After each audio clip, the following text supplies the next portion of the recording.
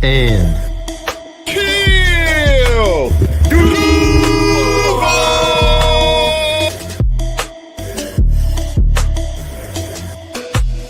You know what it is, man. You're locked in the Third and Teal where they keep it real. And if you don't know, you're going to learn today. Third and Teal, baby, and I'm out. Let's go. Welcome into the Third and Teal. I'm your host, Isaiah. Oh, go ahead, Eric. I was about to say, I done heard that song 8,000 different times, and every time it just makes me feel a different way. But it's all good. Like, yeah. You ready to rock, but it just stops. Like, where the rest of it? But yeah. Mixtape coming 2K20 never. Yep. That 2025 Third and Teal mixtape gonna go crazy. Yeah. We drop better records than our team do. Hell yeah. Damn, I'm busy. Yeah, Robert, we are busy, man. What yeah, I'm always fucking recording this shit, Robert. I'm always here. This is the better one though. I mean, the other one's all right. That's more of a side gig. This one's my main. Main squeeze, Robert. Yeah, and I go over there sometimes just to say random stuff. Yeah. So hey. I know. Well, we won. Who's for me personally, I mean it's always fuck the Titans for me. I really hate the Titans. I hate the Colts. I hate the Texans. Those are three teams. Now, if we had non-division opponents, I wouldn't care if we lost these last couple games. But I always want to beat division opponents. I don't give a fuck what's at stake. Screw damn Titans. I always want to see a win, but it is one of those where it's like I wouldn't be mad at a loss either, But you know what? You know what the best part about it was? Fuck the win. Fuck all that. The best part was Calvin Ridley had no touchdown catches. That's a good thing. All year. He was not able to celebrate nor go stupid. Right. And BTJ made him look like his bitch. Because BTJ is just him. Absolutely him. Certified. Give the man Rookie of the Year at this point. Fuck it. Just No, they're gonna give it to Neighbors because he has more catches. I gotta say something though. I gotta point out. I saw your comment on Facebook today, Isaiah. And you're absolutely right. Imagine needing 100 receptions to hit 1,000 yards. Imagine the worst part was bum. That was a Jaguars fan that was like, "Oh, they're all great players." Blah blah blah. Shut the fuck up. What up? What a fucking meat writer. What a meat writer. Shut up, bro. You fucking cuck. I bet you let Malik Neighbors fuck your wife in front of you too, dude. Get out of here. Oh Lord, we just. Well, hold on. Let's just be real though. Let's just be real. Like, and he's like, well, he said they're all great. Like, no need to do that. I never put them down. I just 1,000 when BT did it, and there you are. Oh, sorry. You lagged a little bit. There you are. Oh. Why did it take him 100 plus targets? I mean, honestly, this is. Hey, something I said to a Giants fan when I was arguing with it. It. Oh yeah. So I don't know how they're still alive. They've got to be radiation poisoned. So Trevor Lawrence and Mac Jones are busts until another team is complaining about how bad their quarterback is. Yeah, and then we're allowed to say that Trevor Lawrence is... And then Trevor Lawrence is, he's up there, he's great. And Mac Jones, he could be a starter somewhere else. But whenever you're talking about, how bad we are, they're terrible, they're awful, they're busts, they suck. And then as soon as your team has a bad quarterback, the quarterback play in Jacksonville's way better than our team. Shut up. Then you should have fucking picked up Mac Jones in the offseason, goddammit. I don't know what the fuck are we even talking about? Now, of course, I think Trevor Lawrence is better than all the quarterbacks on that team. Mac Jones is questionable. He may be better than like one or two of them. But I'd take Daniel Jones over Mac Jones personally. That offensive line is fucking terrible, and at least he can fucking run. Yeah, he can run. He doesn't do a spin move and get up and hit the Rizzler on you. Yeah, dude gets up like the fucking Grizzly Bear, like he just fucking did everything in the world. Straight up tripping. Hey, I want to talk about something though. I did see something today. I mean, honestly, the only thing really to talk about in this game is that BTJ is him, and Jarian Jones still makes certified him plays also. I want to talk about Pat McAfee. I want to talk about what he had to say about the Colts today. Oh, Pat McAfee. Yeah. Yeah, McAfee. Oh, okay. I was like, who the? Oh, Yeah, I got you. I always make fun of it, and I forget that it's. Yeah, I Jeff brought that up on. Yeah, they brought that up on this AFC South show. Go ahead. Well, I want to talk about it because we have someone in our organization that I think should be saying the same shit, and it's Tony Baselli. It's people like Paul Posluszny, people like Tony Brackens. You know, those people that are still in our Legends community, Fred Taylor, the people that I've met in these last few games, got signatures from and stuff like those guys say some shit like this. Because Pat McAfee said what every one of us feels for our franchise.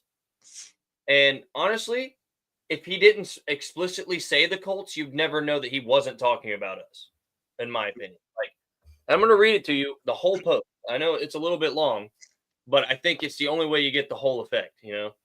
All right. I've said what I believe to be the truth about the team, and a bunch of Colts fans on the internet were trying to get me booed out of the city. Say current players who have won nothing during their entire tenure started using me and my face to try to paint me as the enemy of the city I've committed my life to. And then everything went just like he said it would.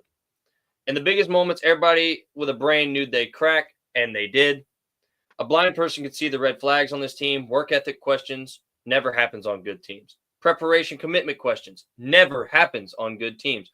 Late to meetings never happens on good teams. Late to / skipping treatment never happens on good teams. The franchise quarterback tapped out of a game on 3rd down in the red zone because he was tired never happened.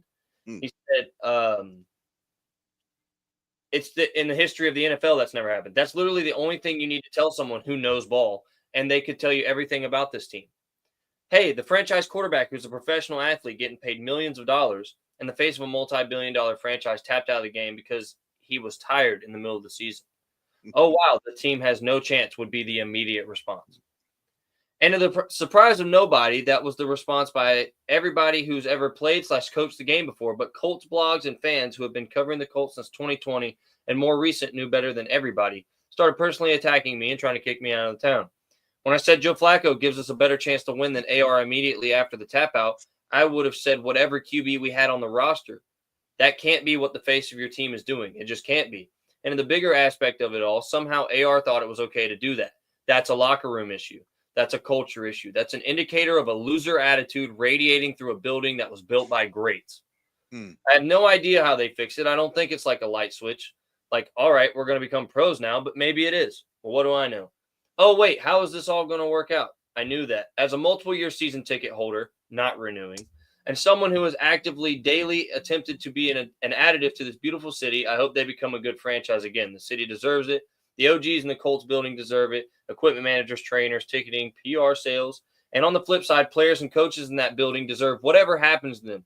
Your unwarranted arrogance, laziness, and lack of professionalism has led you to another early vacation, which is probably exactly what most of you entitled bums have been hoping for. I don't speak for the city. I don't speak for all ex-Colts players, but I was a punter nominated for the Hall of Fame 3 times. But nonetheless, I speak from my own perspective. I've never seen a group waste opportunities, talent, money, and more than this group. I wish that one of our Legends community would just step up and say something like that. Literally, if you just take out the part about the quarterback quitting. Tapping out, it would be the Jaguars. Yeah. Yep. Because Trevor Lawrence, I do got to say that. Trevor Lawrence is a fucking dog. That guy goes on the field. If he's able to walk, he's getting on the field unless they're holding him back for some other reason. You know? Yeah. I honestly, man, it's just sorry as fuck to think that could have really been written about us and fit perfectly. It's sad. It really is, because you think about it. People like, you know, I don't know, man. You got John Henderson. Mean old Joe would not stand for none of this bullshit, man.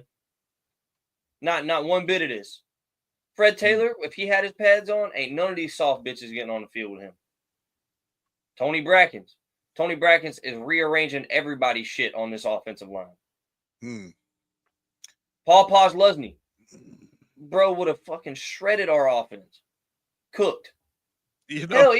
Hell, even Jalen Ramsey, bro. Like, I know it's hard to call him, like, honestly, at this point, I still think we should call him one of the Jaguar greats. I know he's not like, I'm not talking about tenure-wise over his entire career, But tell me a better Jaguar that we just outright drafted that turned out better than him.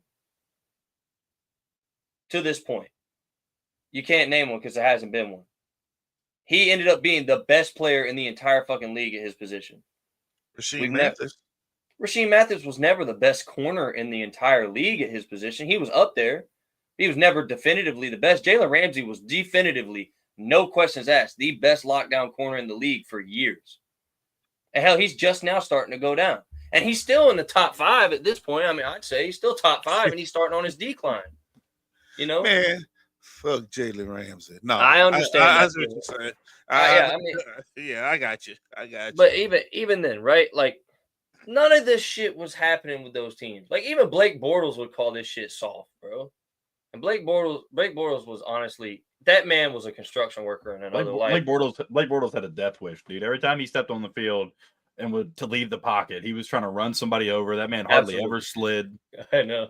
I love watching him play because he was 6'5", 260 pounds of man just running straight at you. Well, that's what I'm saying, dude. Like, don't get me wrong. Trevor does that, and I don't want Trevor to do that.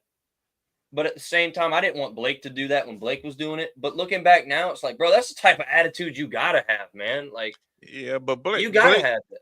But Blake had a kind of different body style than Trevor too, though. Oh yeah, they ain't called Blake the Boat for no reason. That motherfucker was built, dog. Yeah. But hey, that's really just the side point to it, though. The biggest point to it is we keep inducting motherfuckers into our Ring of Honor. We keep calling back all these fucking Jaguars legends to attend these home games and meet and greets and sign signatures.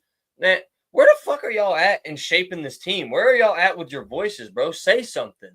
You know? And the fact that you sit back and I think about this and I'm like, maybe they're just kind of trying to be reserved. Pat McAfee is one of the biggest voices in sports at this point, okay, with his show and the things he says. And he's still willing to say some shit like that. That says something. That shows a true love for your team because he is a Colts legend. He is. There's no ifs, ands, or buts about it. Okay? True. Bro, like, if he can say it, where the fuck is our only Hall of Famer, bro? Where is he at? Because all he does is sign autographs and smile for pictures and then induct people in our Ring of Honor shamelessly like we even deserve to have one. Where's Mark Brunell? I can't remember the last time I saw Mark Brunell say anything. When he broadcasted. That's about it. Yeah. I'm saying, but when's the last? I don't remember ever seeing him do. Fuck. I talked with Paul Posluszny in the fan zone more than I've seen anybody of our Legends community talk all year.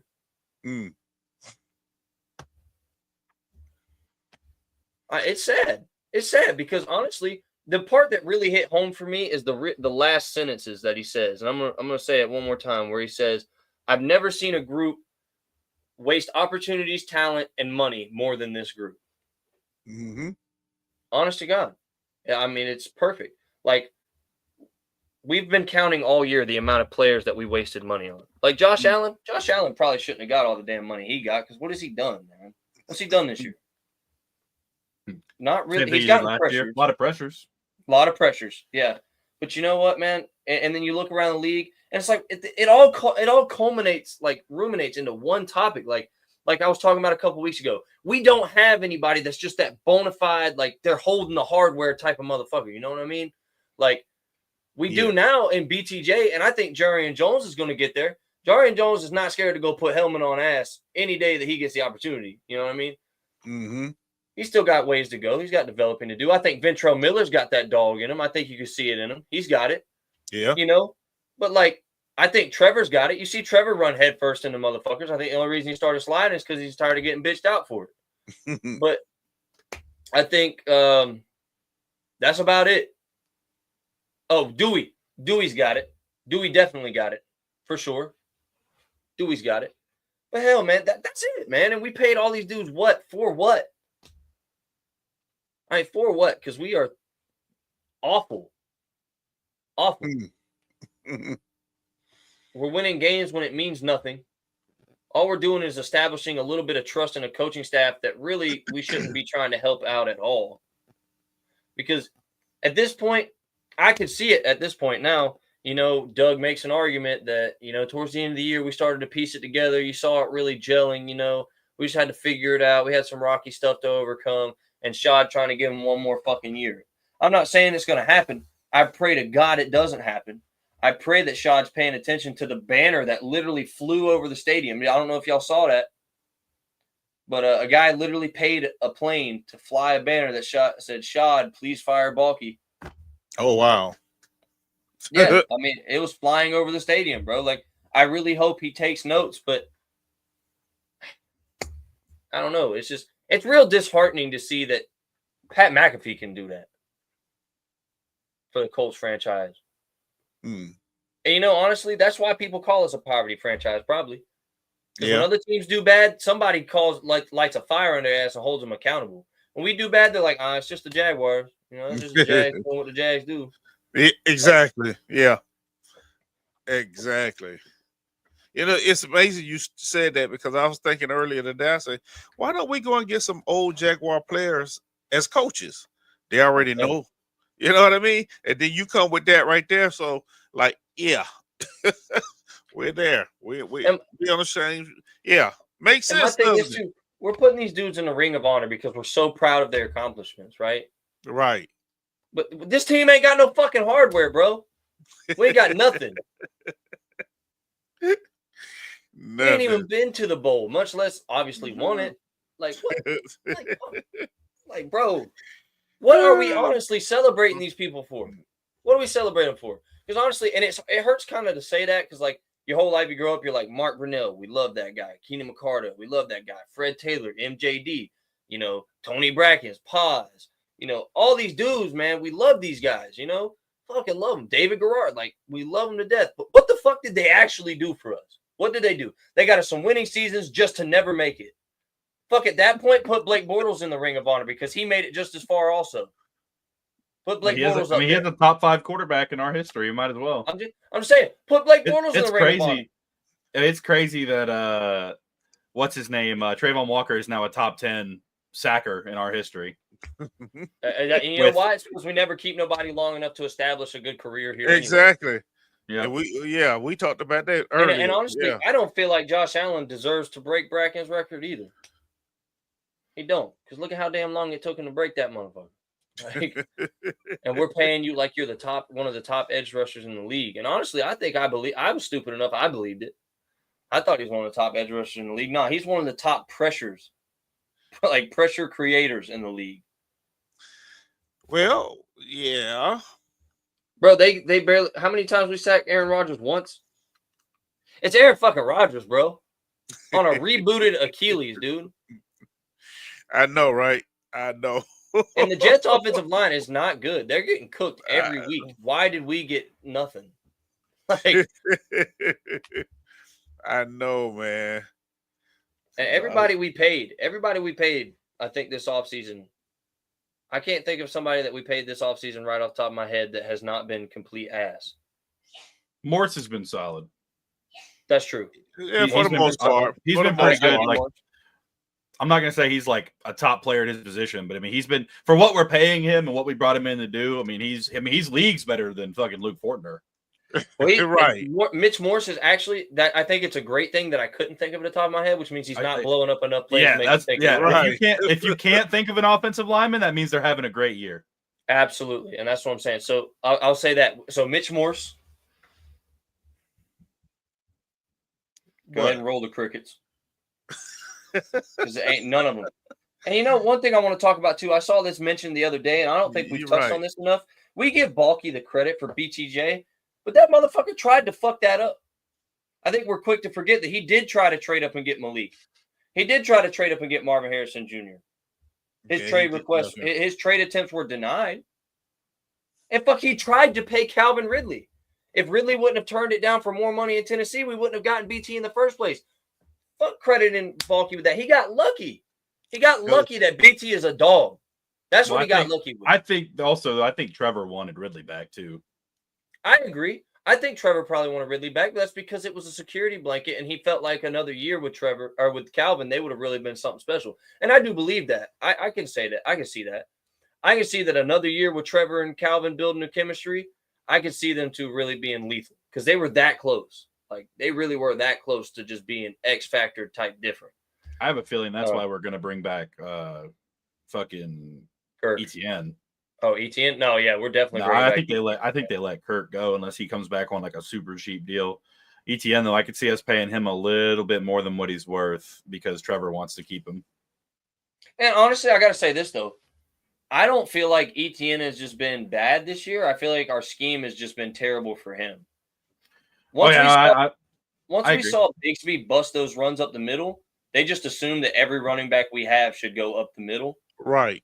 And they've been doing that to ETN his whole career, though. I was about to say, I wouldn't say that. I mean, we've been running straight up the middle since ETN was drafted. Even we tried to do like gadget shit with him whenever what's his face was here, but it just wasn't.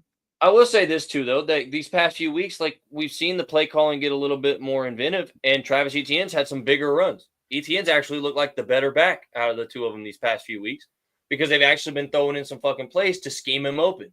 They've actually been making it a priority to get him going also. Exactly. Before, they would just say in these press conferences, oh, we need to get ETN going, and then run him straight into a fucking plugged up hole because our offensive line is terrible.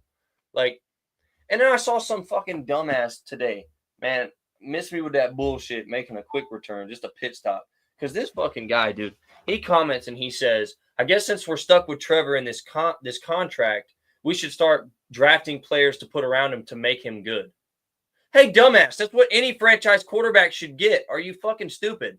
It has nothing to do with his fucking contract. We should have done that the year he got here. We should have done that the following 3 years. Why is it just now that you're like, yeah, we should build around him to help him out? Any fucking quarterback, you moron. The problem is he's absolutely right, though. We do need to draft him to do this stuff. Oh, man. It's bad. It's bad. What a crazy brand new idea that I've never thought about before. Drafting players to build around a franchise quarterback. Well, I honestly just never really thought about that personally. Hey, don't say that too loud. The feds are watching. No, you're gonna get blacklisted. Yeah. That's a groundbreaking idea. You're not allowed to say that out loud. Yeah, I don't. Okay. Jacksonville might win a Super Bowl if we use that idea. I don't know. Can't have that. All right. I was just making sure we're still in reality here. I'm not saying we're going to. I'm just saying we should, you know. No, we won't. But you know what? You know what also was kind of a little bit disheartening? What?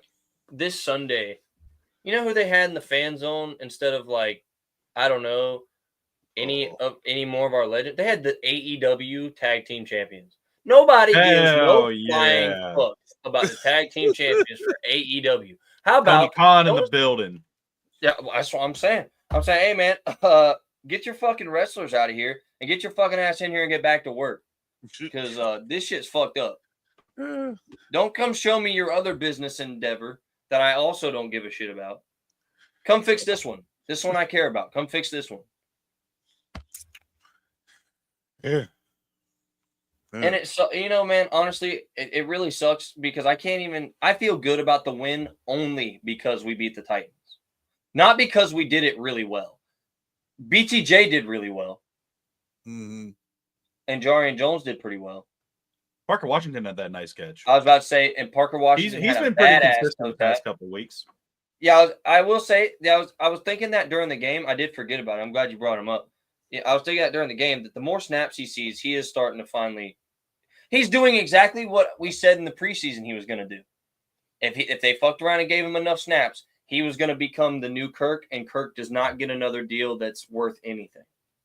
If he comes back, it's going to be super cheap, and it's going to be only because Trevor wants him here. Or the new coaching regime wants him here. Yeah. Well, they might. He's still serviceable if he can stay on the field, but we don't know. We don't really know at this point because he got hurt last year, and ever since then, dude, he's been hurt every 5 minutes. Yeah, you know, sometimes it happens like that. But yeah, honestly, I'm starting to get worried about Trevor. Dude. Somebody pointed it out, and I mean, I can't say that he's wrong. Trevor got hurt once last year, and it's been a roller coaster of injuries since then. Yeah, of course. It only takes that one time. Yeah. Yeah. And you'd think that might inspire you to build an offensive line. No, what do? We pay one of the worst fucking guys we could have paid. Yeah, it's hard to stay healthy when you're getting slammed on your shoulders, and Exactly. tackled and wrapped up around the knees, and never getting calls. And yeah, I don't worry about Trevor because of Trevor. I worry about Trevor because the league's lack of officiating for him and the lack of our front office to build a line around him. They just keep paying these same fucking bums. Well, I don't like. Don't get me wrong. Is he a serviceable backup? Yes. But what the fuck is their obsession with Walker Little? He gets manhandled week in and week out for the most part. Like every now and then he puts together a good game, but it's very rare. What is their obsession at this point with Brandon Scherf? I mean, he puts together an okay game every now and then, but he's getting cooked more often than not. And Anton Harrison, I don't know what the fuck happened to him from last year to this year, but holy fuck did he take a fat ass step back. And he's beside the same guy, so we can't say it's because, oh, he had a better tackle beside him last year. It's the same fucking guy. So he took a fat step back. And then obviously at left tackle, Ezra Cleveland, when he's on the field, he hasn't been horrible, but he hasn't been great either. Like, we just keep paying these same fucking bozos and still having the same results and never figuring out the answer. Like, I can't understand it. I just can't. I cannot understand. yeah. Exactly. That's all we can say. I really don't have anything else to say at this point. I mean, what else do you add to that? Those are the facts. Dysfunction. Yeah, those are the facts. And then the fact that, like, why is it that Dewey, like, I love Dewey so much more for what he said last week, dude. Like, I couldn't love him enough already. Like, I already love Dewey, bro, but I could not love him anymore after what he said last week. Because, like, he did what Pat McAfee could do, except for, like, he's in the league, so he can only go so far. Right. Like, he can't take it as far as McAfee did. Or McAfee. I keep saying the inside joke version. McAfee, anyway. He can't go as far as he did, but he still did his own version of saying it. While everyone else is still playing hot mic trivia where they're just tiptoeing around, like. And you know what is really concerning, bro? I'm not going to lie to you. Like, when Doug was getting fired out of Philadelphia, he didn't talk about the next season. He knew he was leaving. Now, it hadn't been confirmed, but, like, he was pretty sure, right? Right. And he never really talked about next season. He said, we'll see what happens. This motherfucker's still sitting here in press conferences talking about how it's going to be great next year to have Trevor back fully healthy. He can't wait to try this with this person. And, like, having this group healthy again and that group healthy again. It's like, why are you so confident? Like, what do you know that I don't? Because, again, do I understand the whole never accept that it's over until it's over thing? You know, that kind of thing, because you don't want to show weakness within your organization, even though it's fucking glaringly obvious. I understand that part, but, like, I'm not going to go as far as to go on, like, live television and make myself look like a fucking idiot talking about next year knowing good and damn well I won't fucking be here. Maybe he will. But that's what I'm saying. That's why I'm concerned with a new GM for a year and see what happens. Well, that's what I'm concerned about. But I hope, honestly, man, I really hope we don't fuck that up. We need Ben Johnson bad. We need some innovation. We need somebody that, like, Ben Johnson is such a fucking genius. Like, he even fakes a stumble in a game plan to make it appear like a fumble so that the DBs drop down to attack the ball and just chucks that bitch in the, like, who does that? Nobody. Ben Johnson, that's who. Ben fucking Johnson. That's insanity. That's the type of shit that wins football games. Heck yeah. That is true. And they showed, too, that Ryan Nielsen, our defense, is dead last in the league, by the way. None of them know what the hell they're doing back there. I swear. Shoot. But then your point you made the other day, Eric, like last episode was, it kind of makes me think about it a little bit harder, though. It's like, it's even got Foyer off his feet some. And that's odd. That is odd, you know. I mean, at certain points, obviously, is it on the players? Hell yeah. There's like simple ass cover twos he's trying to call and they're fucking those up. You know, like they could fuck up a wet dream at this point. But the fact that it's got Foyer and Lucan kind of like off his heels a little bit here and there, like that's great something analogy, else. Trevor. Great analogy. I'm just saying, man. I mean,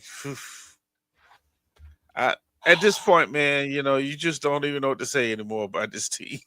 Yeah. because, because I And just every sat here and glimmer of watched the hope's getting condition game of stronger. it. Like, okay. I'm driving back from Jacksonville, so I'm listening to it on the radio. I'm like, okay, all right. You talk to yourself and like, Let me tell you, this is how deflated I am in this team. I went to the stadium Sunday. uh-huh. You I didn't even make go it. to the game, do you? Fuck no, I didn't. No. I went in, I walked around, I had a drink. The rain started coming. I knew that it was probably going to slack off about 15 minutes after kickoff. I was like, no, fuck that. I'm going home. And I went the fuck home. Went the fuck home. It's not even worth it. It's not even worth it. Like, hey, don't get me wrong. It sounds like I'm quitting on the team. I'm not quitting on the team, but it's just like, I think this is definitely, me personally, I know I'm young, so obviously I think this is my most crushing season, I think. This one is definitely taking a lot out of me that the rest of them just didn't, because the rest of them, we expected to be terrible. Like, we knew it. We knew we were ass. And if we got anything that even looked like a winning season, it was a fucking blessing, Mm-hmm. But just... Nah, for me, it was 2018. That's also crushing. Mainly because we did all that in 2017. We came out, we were 3-1 to start the season in 2018. And then we won, one more game the rest of the year? Yeah, just started getting fucking destroyed. And at this point, too, dude, it's so predictable what's going to happen to this team once it gets on a downward turn, that you have to believe it's scripted almost, Like, it almost feels like there's no other way. Like, maybe it's not scripted down to the exact play-by-play of what's going to happen, Mm-hmm. But the outcome is definitely it's seemingly predetermined. Like, it's fucking insane. Like Mac Jones running out of bounds, 20 yards behind the line of scrimmage, mean mugging the DT. I'm saying, bro. Like, buddy, I understand that you're not a starting caliber quarterback, but you are an NFL quarterback. You know to throw the fucking ball away. Like, what are you doing? Yeah. What the fuck? And then just the calls that we don't get. It becomes blatantly obvious, that shit, dude. That's blatantly obvious. Like, fuck, dude. I remember Rudolph ran for like 15 fucking yards. Dude's got fucking Josh Allen by the inside chest plate and around over top of his other shoulder. Wow. Just fucking yanks him back into him, too. Like, Josh tries to break out to go get him because he runs through the gap that we talk about you could drive a truck through all the time. And yeah, Josh tries to break inside to get him, and he just fucking grabs him and just pulls him back into him. Like, no flag. And it was reviewed, like, right on that, too. Like, there's nothing. And then, like, the intentional grounding they called on Mac. Mac was definitely outside of the tackle, I believe. But even if he was parallel with the tackle, he was not inside the tackle, so no grounds for intentional grounding call there, but they sure as fuck called it. I don't know. We reviewed a million calls this year that should just have either not happened or should have been called and were very fucking obvious. Like, that's one thing I'm very proud about is the way that we run this show, man. Because, like, I watch all these other shows and people are putting their opinions on there and they're very biased about it. They're like, oh, I don't think I would have thrown that. And, it's a call that could have gone either way. Mm-hmm. Usually we're really good about being like, I could see one way or the other. But most of the time, we don't really call out a flag that was thrown unless we can make the argument clear as day that it was fucking horseshit. Like, and there's been a lot of those, Yeah. I don't know. I just, fuck, dude. Fuck, we suck. I ain't gonna lie. I was sitting here waiting on the video. I was waiting on the video. I don't even want to pull anything up right now, dude. This team's so bad, man. You know what we aren't, though? What? Lose to the Giants to get eliminated from the playoffs, bad. Yeah. Well, no, so Jeff mentioned that on the show. He said he was actually kind of glad that they lost because then it wasn't the Jacksonville Jaguars doing it to them again this time in the last game of the season. Yeah, because it would have happened, dude. I feel like there's a strong chance we sweep them too. Yeah, no, that's terrible. I think we're gonna sweep them. Honestly, I think you know we're how gonna fucking we're gonna terrible finish that the is. season. It's I mean, disgusting, look, dude. I told Jeff earlier. I said congratulations, because we were talking about how terrible the Colts are, and he's trying to talk about, oh, y'all don't have any Super Bowls, blah blah blah. And then we're like, okay, cool, dude. And then I said, hey, congrats on 10 years not winning the division, by the way. And I was like, get prepared for your third straight sweep as well. And he's fucking mad. He should be. His team's fucking dog shit. You know what's sad about the Colts being dog shit though? What? Like, roster wise, they are built to be way better than we are. Yeah, they really are. I mean, if you take, like, say for instance, if you took Trevor Lawrence and placed him in that fucking roster behind that offensive line, fucking Pro Bowler every year, almost guaranteed playoff appearance. What up, Cyclops? Heck yeah. Yeah. It's crazy. Honestly, at this point, Colts fans should want us to beat them so they can get a better draft pick. They should, but honestly, I'm tired of us fucking winning at this point. They're doing exactly what the fuck I said they were going to do. Not fuck the Colts. I don't want to lose to the Colts, but I also I don't want to lose for nothing either. God damn it, I'm tired of fucking losing for nothing. At least if we lost right now, there was a purpose, you know. I'm not saying that I want to lose, but like, there's a reason to lose. There's no reason to win other than just a petty fuck you, which I love the petty fuck yous to division rivals. I do. Oh, now see, that's what you saying. As a player, I'm going, what's my incentives? Okay, I got to do what? Okay, all right. And this the last game? Oh. That's all I'm going for. Hey, we should happen to win while going for them incentives. Oh, well. Hey, honestly, if I'm a player, all I'm thinking about is what they always say, because it really is the best answer. And that is, I'm just putting tape on film. I'm just putting some tape out there for next year's job interview. That's all I'm doing. And honestly, though, on the Jaguars, they don't really got to do that, because for some reason we'll pay them millions of dollars to stay here and be the same ass they were last year. So. Yeah. Like, I really, like, don't get me wrong, the numbers make sense, you know?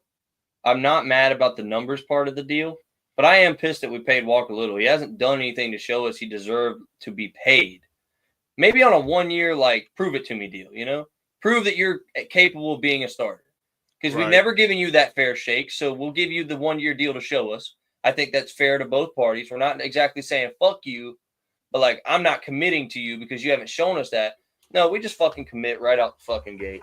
Just right off the rip. Ridiculous, dude. Well, see, ridiculous. They had a plan. That's what that was. They had a plan. They already knew they were getting rid of Cam, so, and to keep him here, they knew they had to keep him. Draft somebody. Dude, we'll be doing better with almost any rookie at this point. Like, and now he's out for the season anyway. So what the fuck did it matter? I mean, you can't make this shit up. It seems like a scripted fucking drama TV show. He did get paid like a swing tackle, and it's tragic, isn't it? Tragic. Tragic. But you know what's even more tragic about it, though, is like you said, you know, yeah, they knew they had a plan to get rid of Cam, and we got nothing for Cam and paid for them to take him from us. Like, how the fuck does that work? I know, right? At the very least, just make them pay to have him, and we just get nothing but a shitty pick out of it. Like, how do we get a shitty pick and we have to pay for it? Who the fuck decides this shit? The name of the game. I know. Yeah, literally. No, it's just the name of the Jacksonville game, because nobody else is getting fucking shafted in deals like this. Like, we are masterclass at getting fucked. I mean, we only paid 8 of his $22 million we owed him. I mean, we actually did pretty good on that one. No, I thought we're only paying. As far as I'm aware, the last thing I saw, we were only paying $8 million of 8 or 9 million compared to normally we pay like 75 to 80% of it. No, okay, I can see that, but still, at the end of the day, bro, if you want him that bad, you gonna fucking pay him. He's your problem now, right? Because at the end of the day, did I love Cam Robinson? No, I didn't. But do I think he was better than Walker Little? Absolutely, I did. Because he was better over there than Walker Little. Even though he was a turnstile, that turnstile took him 3 extra seconds for a quarterback to throw versus Walker Little's immediate getting cooked. Like, it was 3 more seconds. That's a long Again, time in the NFL. A again, long time. it is. It is. But you think about Mhm. this too. Okay, like you said, they knew they were getting rid of Cam. Okay, so we know we're getting rid of Cam. Start fucking scouting a tackle then. Because just because we're getting rid of Cam does not mean we have to commit to this fucking bum we've got on the bench. There's a reason he's on the bench. You know what? Have any of y'all thought of maybe nobody wants to deal with us because of bulky? That's No, I why know. we have to do that. Oh, I know that's it. It's got. That's why we can't make certain deals because other GMs just don't want to be dealing with us because of bulky. Well, I mean, honestly, bro, look at the deals that people are pulling off in anywhere else, like in Baltimore. Baltimore is star-studded, both sides of the ball. Yeah, they are. And they never have money problems, and they can always seem to find a good deal. The Chiefs always get a good deal. Always. And you think that other teams in the league would be more inclined to give them a shittier deal to kind of deter them from trying to talent acquisition any further? No. They still always get a great deal. Great fucking deal. I don't remember the last, great deal that we got. Other than Mitch Morse. Mitch Morse was a pretty good deal for what we're getting out of him. Gabe Davis is an absolute fucking waste of oxygen, much less money. Eric Armstead has done nothing but rob us the whole time and then take our Walter Payton Man of the Year nomination. You must say we just might have gone bend over and bear it, huh? Because I'm saying Ronald Darby. Ronald Darby, he was asked the whole year, and now he doesn't even play. So yeah, he's that was a robbery. Darnell Savage has been pretty good. I don't remember what we paid him right off the top of my head, but he's been okay. Savage hasn't been terrible. He hasn't been a complete casualty.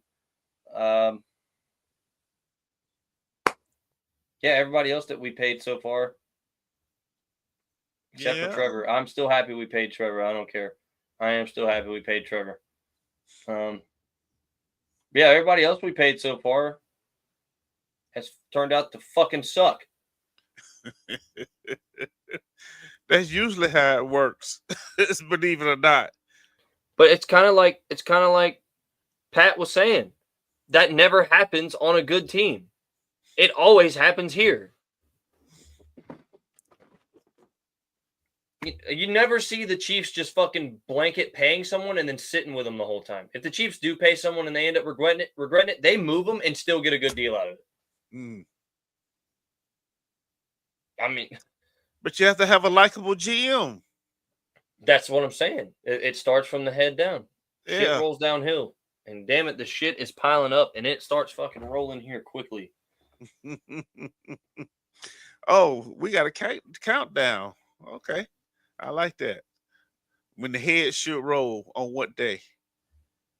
One? We do have a countdown. It should be next Monday, a week from today. All right. A week from today. Hey, week for the day. Who leaving? Hopefully everybody, but probably I really would. Yeah, it's hard to say, man. It really is because, again, it's kind of, what we've been talking about. The shit that never happens on good teams. If this was a great organization with a great organizational lead structure, every one of them fuckers is leaving. Okay.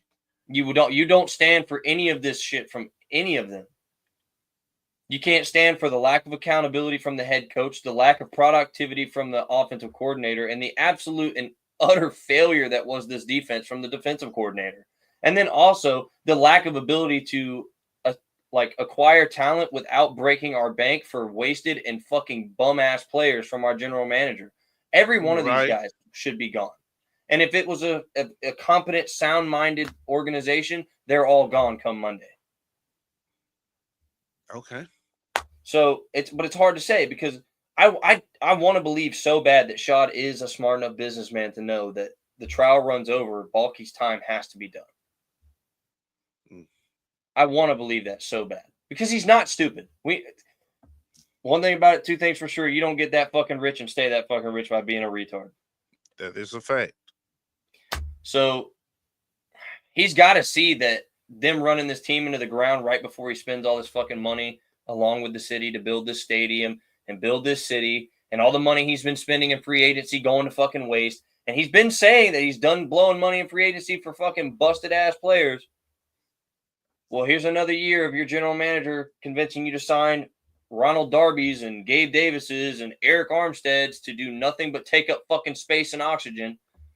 Yes. I mean, like I said, you'd think that based off of his own words that they're all gone.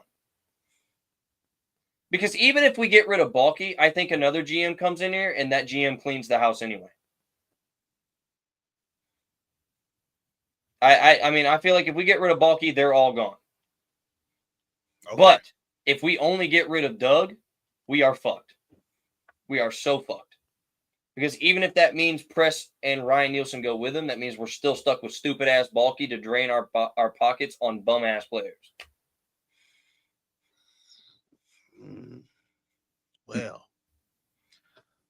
Well then. Yeah. I mean, I don't see how you could not immediately think to yourself, let's draft Brian Thomas Jr. He only led the FBS in touchdowns. You know, the one stat that actually really does matter, if you think about it. Receiving yards are cool, but it doesn't mean shit if you can't fucking score with them. Yeah, I can get you up and down the field, but I can't finish the fucking drive ever. Yeah, that's cool. And you still tried to fuck that up. The only reason we got him is because the other ones were taken beforehand. And you tried to pay 30-year-old fucking Calvin Ridley's busted ass $30 million damn near. Or $92 million. It was like $30 million in incentives. It was fucking stupid. But you tried to pay his ass $90 million?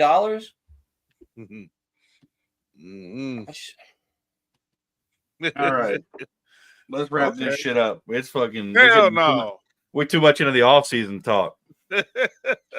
That's all that's left to be happy about is that we're finally at the off season.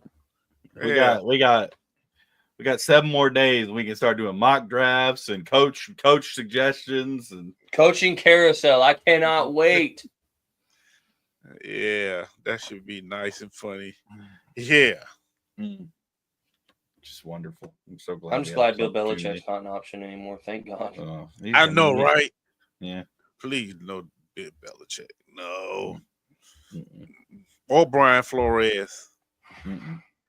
Fuck no.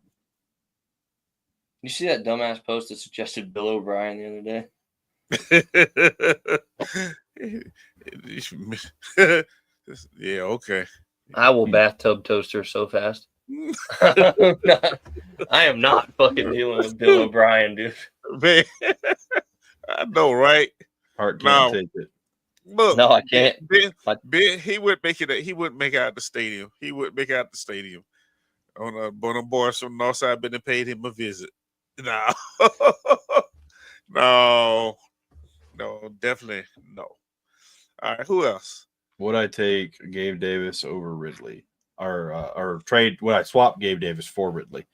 Absolutely. Yeah, I'd swap Davis for Ridley. Absolutely, because Ridley can sometimes catch the ball, and even if he doesn't catch the ball, he created separation and made it look like he could. Yeah, Gabe Davis doesn't either.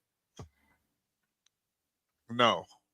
Fuck, when they leave Gabe Davis open, it hits him in the fucking hands or in the face, and he still drops it. Like, yeah, no, absolutely taking Ridley over Gabe any day of the week. Yeah. Especially because Ridley, man, I do believe that if Ridley had a competent quarterback in Tennessee, he would be going off. I think so. He still cuts. He's still fast. He still busts the coverage when he wants to. You know, I just think you got to think about who's throwing him the ball. That also does go into it because Will Levis, we've been saying forever, is not him. It's not Will Levis. It damn sure ain't Mason Rudolph. I think the Titans would be dumb to not be looking quarterback this draft again. Damn, that's how many quarterbacks you drafted with last 2 years? And number 3. And you finna draft another one? No, they'd be better off trying Cam Newton out of free agency, bro. Just fuck it. I mean, yeah. Well.